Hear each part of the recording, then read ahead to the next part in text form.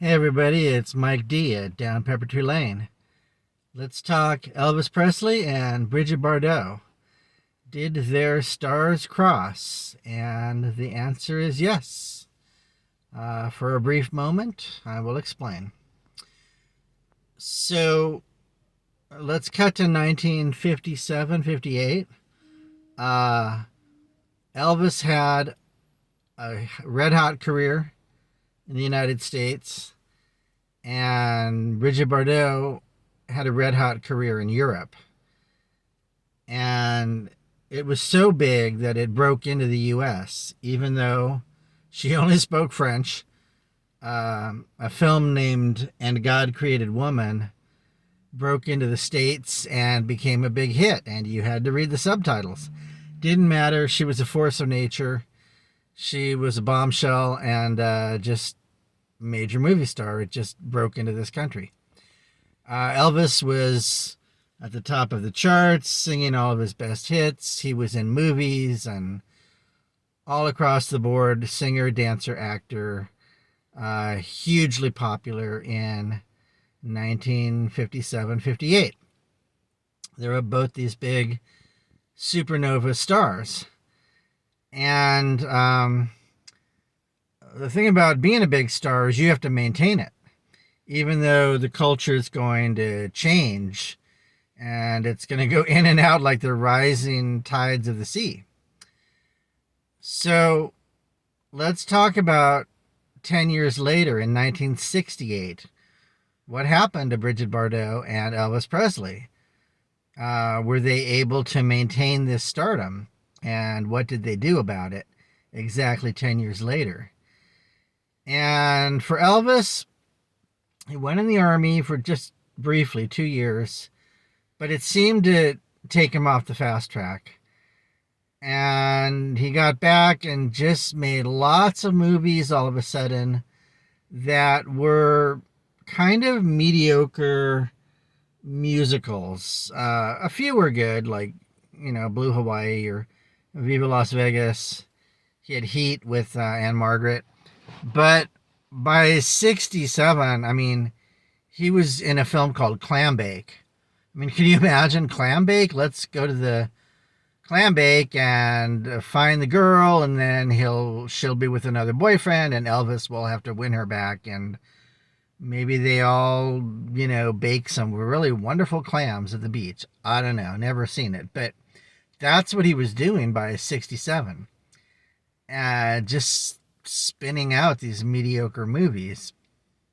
And he was kind of in trouble. He wanted to maintain heat in his career and some danger and excitement. So he had to do something by 68. Brigitte Bardot, just huge movie star all throughout the late 50s and early 60s. And she made these French New Wave films, they were called. Contempt is probably the best one.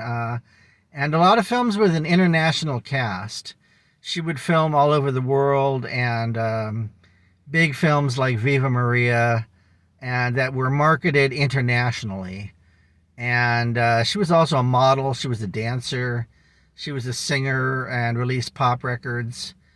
So she had fairly well maintained her stardom for those 10 years. She never went away or did anything different. So she was maintaining, but there was the hippie movement, the civil rights, fashions had changed, the culture had changed. Kennedy had been assassinated, the war was raging in Vietnam. So times were shifting and changing very fast. And so she kind of had to do something by 68 as well.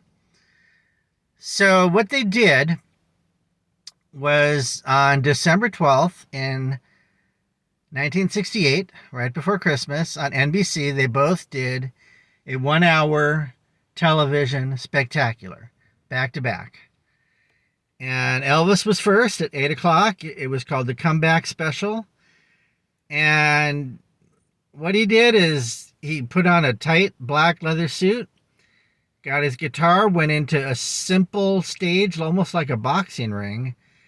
stripped it down and went really back to basics. And it was a really scary thing for him to do this, to see if he still had it, still had the magic, and could electrify a crowd. And the answer was yes. And the ratings were massive. Something like 80% of all people watched those specials that night. It was a spectacular comeback for him. And it got him back on the charts. And he had a great song right after that called Suspicious Minds that really kept him in the game and kept him from being a has-been and nostalgia act, someone left behind in Las Vegas. See, that would come later, but not in 68. He was still in the game. And Brigitte Bardot, it was called Special Bardot at 9 o'clock, a huge popular ratings hit. She wore very sexy outfits. She was a bombshell. There was no way around that. She was just a stunning actress, singer, dancer. And what she did, it was a series of music video clips, believe it or not. This was like 12 or 13 years before MTV. A lot of people believe she created the video clip or made it popular. And she would sing popular songs of the day. One was called Bonnie and Clyde. One was called Harley Davidson. Dress up in these really cool outfits for the time, for the late 60s. And make these videos. I think the best one is called Mr. Sun, if you can find that one. A very subdued, beautiful video shot at the beach. It's kind of sad and lonely. It's perfect. It's called Mr. Sun, if you can find that one. And that was her special, was all of these video clips. And she had hit records at that time as well, more in Europe than in the US. And so she was able to maintain her stardom for a while longer as well. They were able to keep things at bay and remain in the spotlight and in the game as the culture changed so fast around both of them. So that was 1968, and their stars did cross that night. Elvis and Bardot, did they know each other? Probably not. Since she only spoke French and very stilted English, she never really wanted a United States American film career. She wanted a European film career. And she also liked the pacing of European films, which is a lot of dialogue, a lot less action, a lot of communication. The scripts are more complex and dealing with human emotions and character. And just watch Contempt and you'll see what I mean. She did a great film around 67. I strongly recommend you watch it. It's called 2 Weeks in September. And it's basically, she's a model in England, in swinging 60s England. It really captures a time and a moment.